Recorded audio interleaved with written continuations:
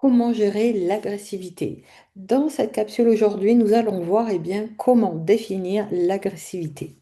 Je suis Leslie Lombard, psychologue clinicienne et formatrice auprès des professionnels de la santé et de l'accompagnement à domicile, spécialisée dans la relation à trois entre le professionnel et le patient ou bénéficiaire et la famille de celui-ci, ainsi que dans la prévention de l'épuisement du professionnel.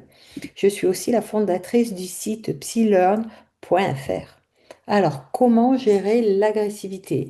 En effet, il va être important durant toute cette vidéo de bien comprendre que l'agressivité, ça n'est qu'une émotion suscitée par un événement ou un contexte ou une situation et qui suscite grandement en miroir un positionnement identique qui va donc empêcher l'interlocuteur de pouvoir raisonner de manière juste pour s'adapter face justement à un comportement agressif. Et donc, il sera important pour vous d'avoir les clés pour pouvoir mettre en lien ce qui se passe pour vous dégager de ce comportement en miroir afin de pouvoir raisonner pour ensuite parvenir à désamorcer l'agressivité. Alors, qu'est-ce que c'est tout d'abord l'agressivité et en particulier comment la différencier de la violence?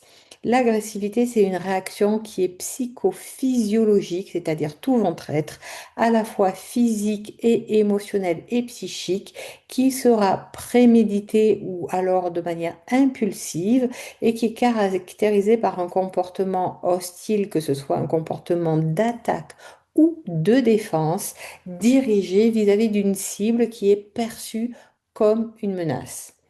A contrario, la violence, et là je m'appuie sur la définition transmise par l'OMS, l'Organisation mondiale de la santé, qui la définit comme l'utilisation intentionnelle de la force physique, de menaces à l'encontre des autres ou de soi-même, que ce soit contre un groupe ou une communauté, qui va entraîner ou risque fortement d'entraîner un traumatisme, des dommages psychologiques, des problèmes de développement, voire même le décès. Donc, on voit bien que foncièrement, ces deux notions sont bien différentes, puisque somme toute, la violence a plutôt attrait à un phénomène de destruction de l'autre ou de soi-même, hein, selon le comportement vers quoi le comportement est transmis, alors que l'agressivité est plutôt signe d'un comportement en termes de défense vis-à-vis d'un contexte qui est vécu comme hostile ou menaçant pour la personne. Plus précisément, l'agressivité va se répartir en trois volets bien distincts.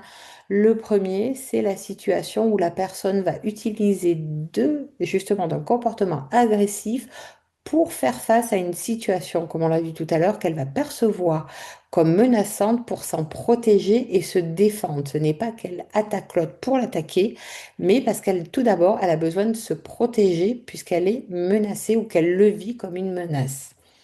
Le deuxième volet, c'est le sens positif que l'on peut attribuer à un comportement agressif.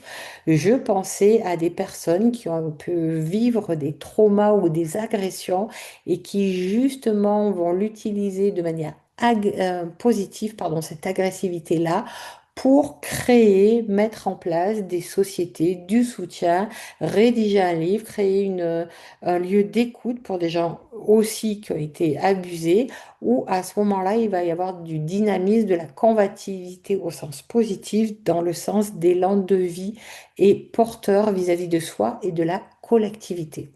Enfin, le troisième volet va concerner un sens pathologique où, à ce moment-là, l'agressivité va être là et tellement intense et chronique dans le temps et dans la durée que cela va inévitablement impacter le quotidien de la personne et mettre en grande difficulté, voire l'empêcher de pouvoir s'adapter aux codes sociaux, aux interactions sociales et à son environnement. À ce moment-là, eh bien, l'agressivité dépend plutôt d'un pan de type pathologique au sens de maladie qui met en difficulté et en souffrance la personne dans son environnement. Je propose ensuite quelques hypothèses de diagnostic par rapport à ce qu'est cette agressivité-là. Tout d'abord, c'est une réponse, comme on l'a vu, face à une situation de frustration. Ensuite, ce peut être un écran qui est là pour camoufler une peur. C'est que certaines personnes qui, lorsqu'elles auront peur, ne vont pas soit identifier leur peur et se comporter de telle façon qu'elles vont manifester qu'elles ont peur, mais cela peut être manifester sa peur de manière très expressive et dans l'agressivité vis-à-vis des autres. Ce peut être également le signe d'un trouble psychiatrique, comme des fois cela peut se retrouver dans la dépression hostile ou aussi des comportements de type schizophrénique. Ce peut être aussi le signe d'un trouble neurocognitif, comme dans les maladies neuroévolutives, par exemple les démences frontotemporales, où à ce moment-là c'est le lobe frontal qui est impacté et donc qui va amener la personne à adopter des comportements agressifs ou bien comme dans la maladie, par exemple, de Alzheimer ou apparentée, où également la personne, là, face à un environnement qu'elle perçoit comme incompréhensible et qu'elle se sent attaquée, mise en insécurité ou en danger vis-à-vis de cet environnement-là, va se protéger en adoptant un comportement agressif.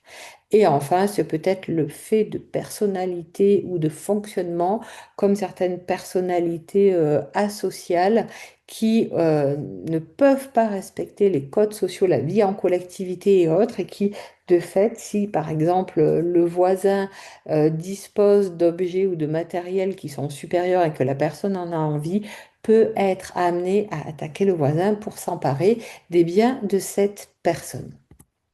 Alors, cette vidéo se terminant, eh bien, je vous invite à partager vos expériences dans les commentaires. Vous pouvez ensuite bien, découvrir la toute nouvelle formation au sein de laquelle je propose divers clés pour vous accompagner à séparer votre vie professionnelle de votre vie personnelle et à gérer le stress. Voici le lien que vous pouvez copier et coller sur votre navigateur. Autrement, sur le site psylearn.fr, vous retrouverez tout le détail des 5 points abordés dans cette formation gratuite et vous aurez aussi accès au lien pour vous inscrire directement et visionner cette formation. Enfin, si vous avez apprécié cette vidéo, vous pouvez la partager, mettre un pouce vers le haut et vous abonner à ma chaîne YouTube. Alors à très bientôt pour d'autres vidéos.